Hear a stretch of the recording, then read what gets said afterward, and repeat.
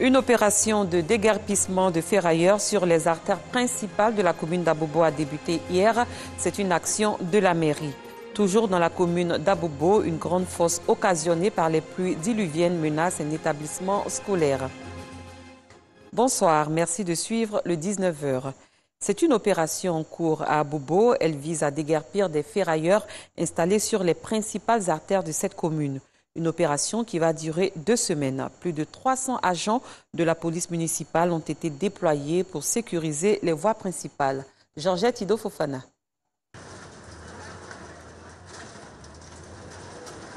Lancée le dimanche 7 novembre, l'opération Libération des artères principales de la commune d'Abobo se poursuit. Ce mardi 9 novembre, elle bat son plein au niveau de la casse d'Abobo Anador. Cette initiative de la mairie d'Abobo n'est pas du goût des artisans ferrailleurs et garagistes qui dénoncent le manque de préavis. Non. On ne sait même pas pourquoi ils cassent, nous ne sommes pas informés. Ou bien, il y a les bornes qui sont là, nous on a respecté les bornes. Quand on considère les bornes, il y a les limites. Ou bien, on lit après le poteau. Nous sommes juste derrière après le poteau. Je ne sais pas pourquoi on casse, pourquoi on nous dit quelque chose. Ils sont venus seulement, ils sont en tenue mégancin, ils sont venus nous demander d'enlever les camions qui sont garés au bord. On n'a pas protégé des camions, on a appelé ceux qui ont protégé les camions, ils sont venus enlever les camions, c'est fini. À part ça quoi, nous on est magasinés, on n'a pas protégé des camions. Bah, actuellement là, c'est cassé maintenant là. Il faut venir avertir les gens avant d'agir, quel qu'on soit nul au-dessus de la loi. Il faut venir avertir les gens, ils n'ont pas averti quelqu'un. Il y a 17 moyens, vous nous avez prévenu. On a fait ce qu'on devait faire. Maintenant pourquoi ils ont laissé la niche? La niche a dépassé le poteau qui est là. Pourquoi ne pas casser la niche aussi? Pourquoi? C'est un choix. Pourtant, le président des garagistes de Côte d'Ivoire l'assure. Des campagnes de sensibilisation ont été faites et des mises en demeure ont même été données à ces hommes de métier. Nous avons tenu plusieurs réunions avec toutes les sections des garagistes d'Abobo. Il y a 17 sections. Nous avons tenu réunion. Ça fait bientôt 2 mois qu'on fait des réunions avec des sections. Et la mairie nous a envoyé aussi des mises en demeure. Première mise en demeure, on nous a envoyé, on a distribué ça. J'ai fait parvenir une équipe qui a distribué les mises en demeure. Et deuxième mise en demeure est arrivée, je crois, il y a 1 semaine, qui a indiqué que le 7, l'opération devrait commencer. Et moi-même, je suis sorti et j'ai demandé aux uns aux autres d'enlever les véhicules qui étaient stationnés au bord de route. La mairie nous a associés à toutes les réunions. Voilà, madame le maire nous a informés de la faisabilité. Donc vraiment on a tous à adhérer cette opération. Cette opération d'assainissement et de salubrité qui se tient sur 2 semaines vise à débarrasser la commune des installations anarchiques afin de lui donner un nouveau visage. Nous en appelons, n'est-ce pas, au bon sens de tout le monde, au civisme de chacun de nous, pour que l'opération puisse aller jusqu'à son terme. C'est une opération de salubrité, c'est une opération d'assainissement. Vous avez vu tout à l'heure des pneus qui sont rejetés n'importe comment, des moteurs qui sont déposés n'importe comment, n'importe où, et plein de choses. Et donc, il faut que cela s'arrête. Pour mener à bien cette opération, 300 agents ont été recrutés pour renforcer l'effectif de la police municipale et assurer la sécurité des populations.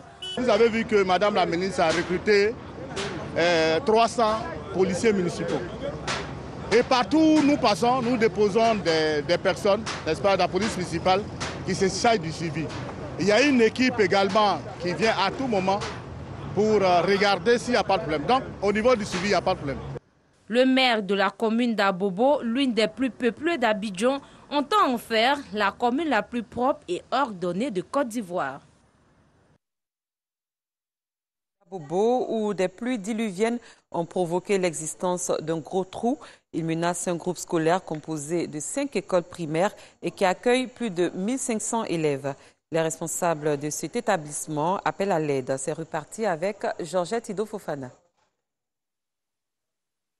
C'est un établissement à moitié clôturé et non électrifié. Des tables et bancs insuffisants, une toiture arrachée et des ravins au sein de l'école. Bienvenue au groupe scolaire Clocha d'Abobo Kennedy. Un établissement d'enseignement primaire composé de 5 écoles, dont une maternelle menacée par les pluies diluviennes. Quand il pleut à notre école, dans tout, quand on est passé, on a peur pour que l'eau là parte à nous. Notre ami est mort dedans. Donc ça nous a fait pitié, on avait peur de lui. Donc maintenant, quand la pluie vient, on préfère rester à la maison.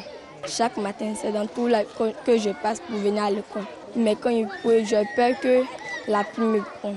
Créé en 1983, le groupe scolaire Clocha enregistre 1600 élèves. En plus des dégâts causés par les pluies, l'école fait face à plusieurs problèmes, dont l'insécurité.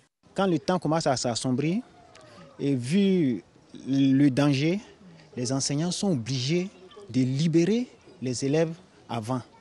Cela impacte négativement le quantum horaire. L'autre problème encore, c'est le manque d'électricité qui favorise l'insécurité. Avec ce pan de la clôture qui s'est effondré, il n'y a pas de portail. Donc la cour de l'école est le passage des riverains. Et le bruit qu'ils font empêche les élèves de se concentrer. L'établissement est menacé par les eaux de ruissellement et les riverains ne nous font pas la tâche facile. Quand il pleut, ils déversent toutes les ordures là dans l'eau qui viennent stagner au niveau de l'école. L'eau de ruissellement en train d'emporter les bâtiments scolaires et ça crée d'énormes problèmes même.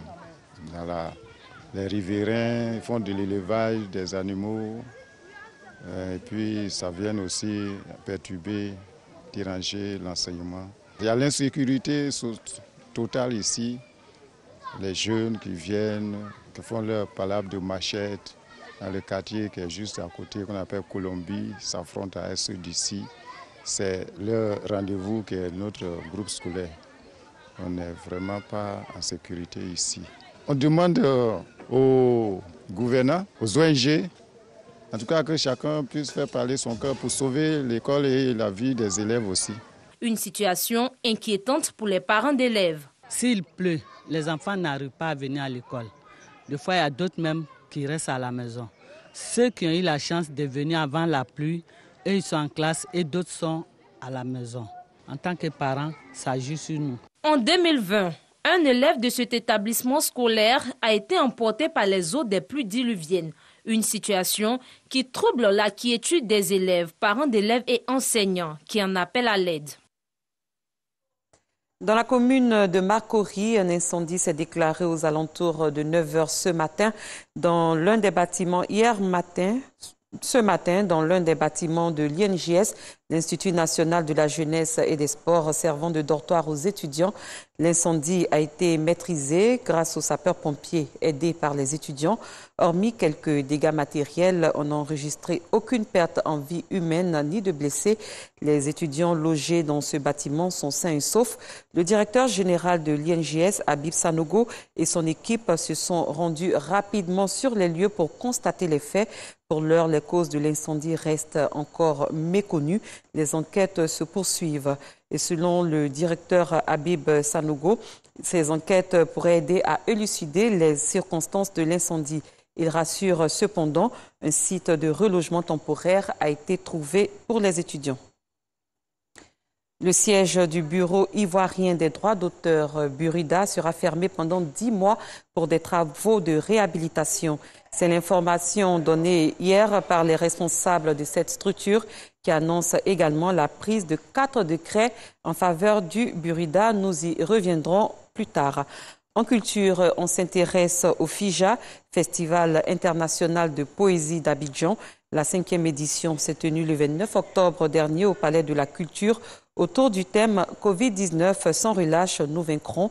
8 prix ont été attribués, dont le prix des universités et des écoles, ainsi que le prix Kandia Camara des lycées et collèges. Rosemont Kini, Alassane Drabou. Lena Assi et Al-Hassan Silla font partie des lauréats du concours de poésie initié lors du Festival international de poésie d'Abidjan. Ils ont respectivement reçu le prix de poésie Kandia Camara des lycées et collèges et le prix de poésie des universités et des écoles. Cette récompense s'est faite lors du Festival international de la poésie d'Abidjan qui vise à inculquer l'amour de la poésie aux enfants et dans les écoles. Je voulais remercier les organisateurs du FIPA, qui est un très beau festival qui encourage et qui instruit les jeunes férus de littérature comme moi. La poésie, c'est un art que nous les poètes avons comme trésor et nous devons valoriser cet art-là pour une génération de futurs poètes.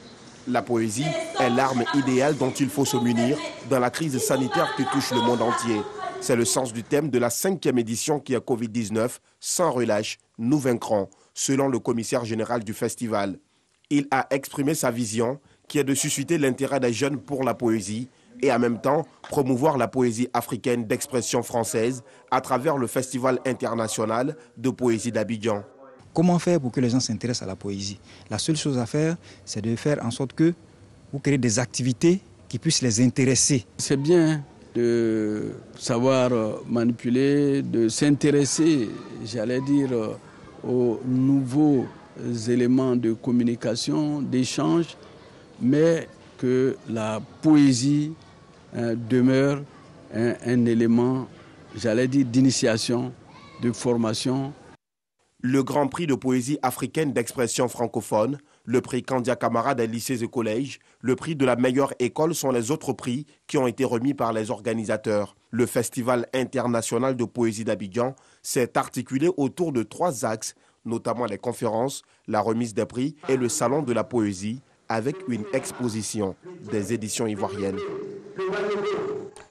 L'ONG Action pour le Bien a récemment apporté du réconfort aux familles endeuillées de Mosikro dans la commune d'Atekoubé. Cette ONG leur a offert des vivres et des non-vivres en guise de soutien à ces familles victimes de dégâts orchestrés par les pluies du 22 et 23 octobre dernier. Objectif, renforcer les liens de solidarité, d'entraide et du vivre ensemble. Astou Touré Danyogo, Georgette Ido Fofana.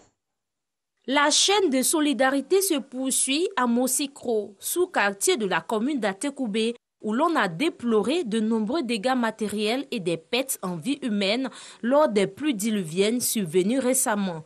Pour marquer sa compassion et sa solidarité, la Fondation Action pour le Bien vient apporter son soutien aux familles en détresse. Il s'agit de dons composés d'aliments, de vêtements et d'une enveloppe symbolique. Le bilan est lourd parce que c'est 4 enfants qui ont péri sous la boue, sous le coup des éboulements, de l'effondrement du mur. C'est vraiment déplorable. Nous avons pu constater ce qui s'est passé. C'est vraiment difficile. Et dans un premier temps, nous sommes conscients qu'ils sont dans le besoin. Nous avons pris des dispositions dans ce sens pour leur permettre de trouver un endroit où dormir que nous allons trouver immédiatement dans les environs. Et ça va leur permettre de pouvoir être à l'abri de la pluie et du soleil. Un moment plein d'émotion et d'espoir pour ces familles visiblement encore sous le choc. Je suis tellement content de ça parce que vraiment, ce n'est pas qu'on allait avoir ça aujourd'hui. Donc je vous remercie beaucoup du fond du cœur. Je suis vraiment très heureux d'avoir reçu ce don de la part de ONG. Vraiment, je n'ai fait que les remercier pour le noble geste. Vraiment, ça nous va droit au cœur. Vraiment, on les demande de continuer dans ce sens-là. Rappelons que cette pluie qui s'est abattue sur la ville d'Abidjan a fait une dizaine de sinistrés et 5 morts. Comme annoncé plus tôt, le siège du bureau ivoirien des droits d'auteur Burida sera fermé pendant 10 mois pour des travaux de réhabilitation. C'est l'information donnée hier par les responsables de cette structure qui annonce également la prise de 4 décrets en faveur du Burida. Anicette Konon-Blessing. Informer et éclairer l'opinion publique sur les enjeux des 4 décrets liés au Burida, bureau ivoirien du droit d'auteur, c'est le sens de cette conférence de presse tenue ce matin au siège de l'organisation. Un décret majeur était sur table, celui portant rémunération pour copie privée. Ce décret vise à verser à l'auteur, l'artiste ou l'interprète les rémunérations perçues auprès des importateurs et des fabricants. Nous avons enfin vu, adopté par le Conseil des ministres, le décret portant rémunération de la copie privée, le décret portant rémunération de la reproduction par reprographie, le décret portant droit de suite et le nouveau décret qui va réorganiser le bureau ivoirien du droit d'auteur. Ces différentes rémunérations vont accompagner durablement la vie des artistes. Pour mener à bien l'exécution de ces tâches et donner fière allure à la maison des artistes du pays, le directeur général Karim Ouattara a mis l'accent sur la rénovation de cette structure et les méthodes de travail. Il n'a pas manqué de lancer un appel aux consommateurs. Les locaux sont totalement dégradés. Ils ne répondent plus aux différents critères de sécurité. Nous avons obtenu l'accord de Madame la ministre de la Culture et de l'Industrie des Arts et du Spectacle à l'effet de pouvoir apporter une restructuration énorme de ce bâtiment-là. Je tiens à lancer un appel, un cri de cœur aux structures audiovisuelles. nos structures audiovisuelles pour qu'elles viennent s'acquitter de leurs arriérés. Une initiative bien perçue par les sociétaires du Burida. La rénovation aussi c'est important parce qu'on ne peut pas continuer à travailler dans une maison, j'allais dire, qui va pratiquement s'écouler sur nous. Les palabres vraiment ne nous aidaient pas parce que les gens nous insultaient même par rapport à ces agissements qui quelquefois étaient insipides. Parce que pour rien, les gens partaient avec des éclats de voix et tout. Et ça faisait la une des journaux. Mais on essaie de redorer le blason des artistes à travers vraiment les petits faits et gestes qu'on apporte au quotidien.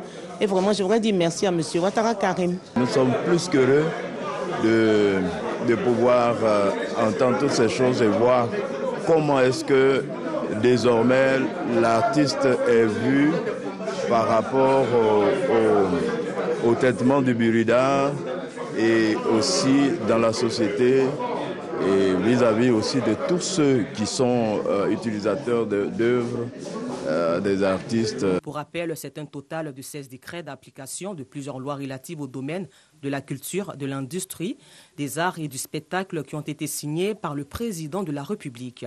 Des lois pour booster le dynamisme de la culture ivoirienne. Voilà. Après ce point sur le Bureau ivoirien du droit d'auteur, sachez qu'à l'étranger, le président Emmanuel Macron a reçu mardi son homologue béninois Patrice Talon, avec lequel il a finalisé la restitution de 26 œuvres des trésors royaux d'Abomey, pillées au XIXe siècle par les troupes coloniales et conservées jusqu'ici au musée du Quai Branly. Fin de cette édition. Merci de votre fidélité. Excellente fin de soirée. À demain à la même heure pour un autre journal.